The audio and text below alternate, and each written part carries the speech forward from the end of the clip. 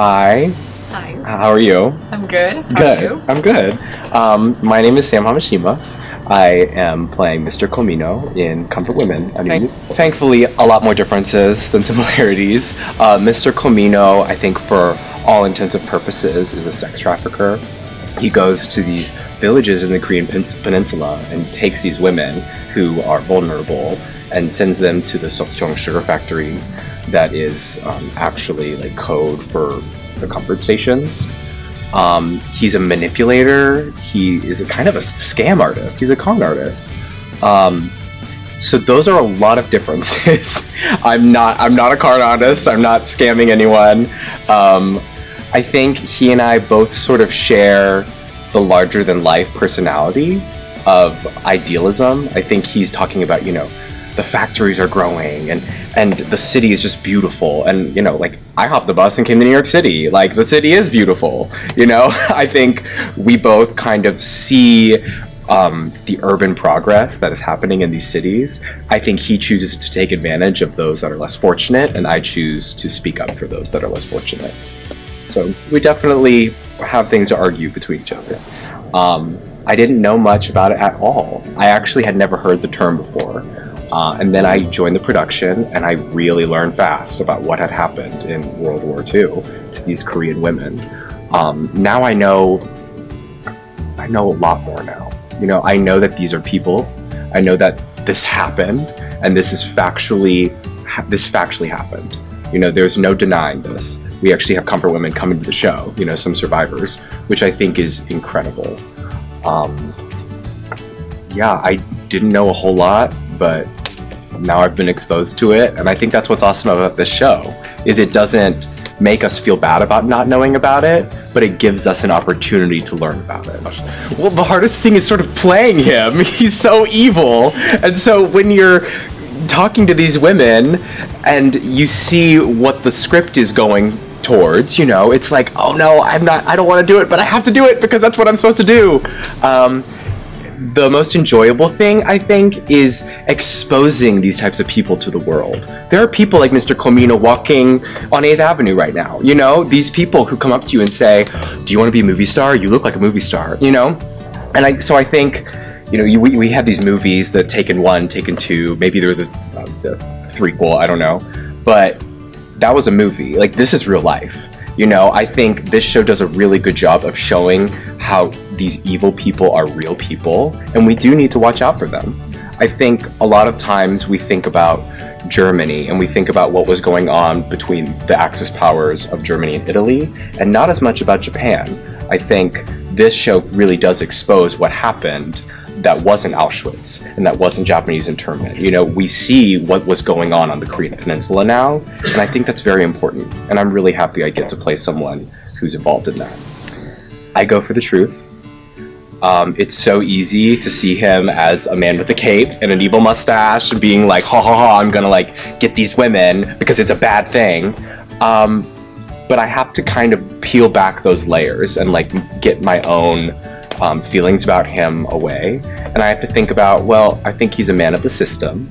I think he was taught, you have to be carefully taught to hate a group of people.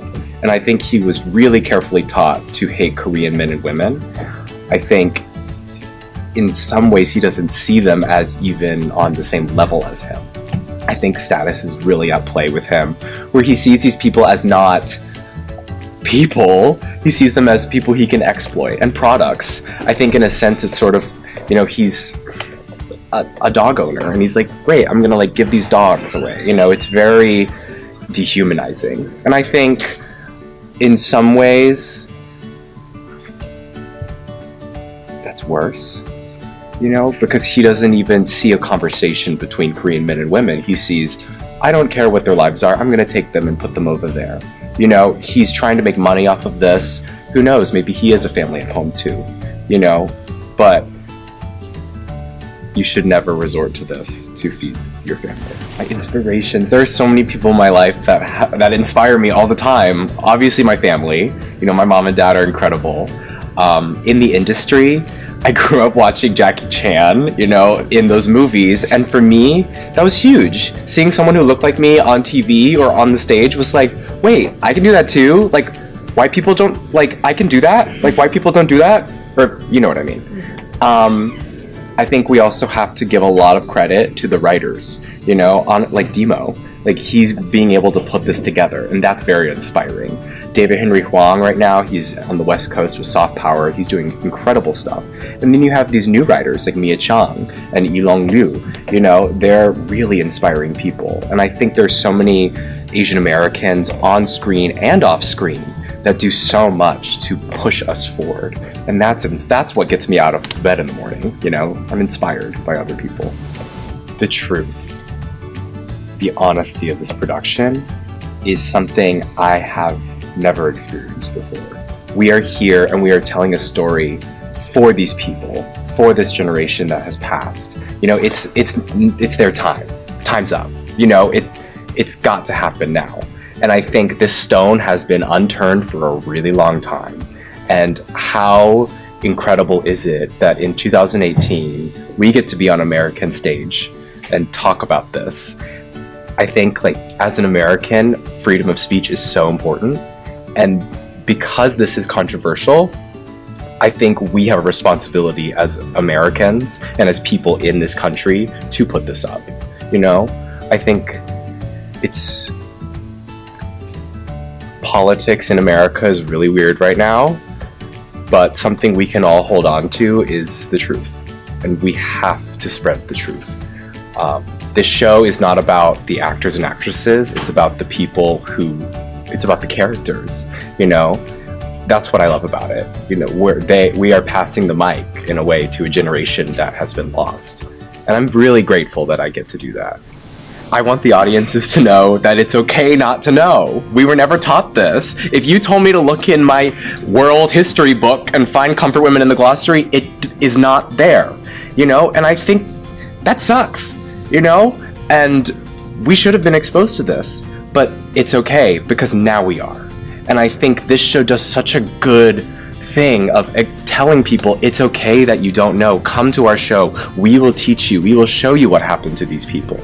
I mean, for me, joining the cast, I never felt like, oh, I don't know enough. It was, well, you will, you know? And there's that hope, and there's that trust that you will understand what happened to these people. Because this is a human experience. This show is not about Japan or Korea or America. It's about people doing things to other people.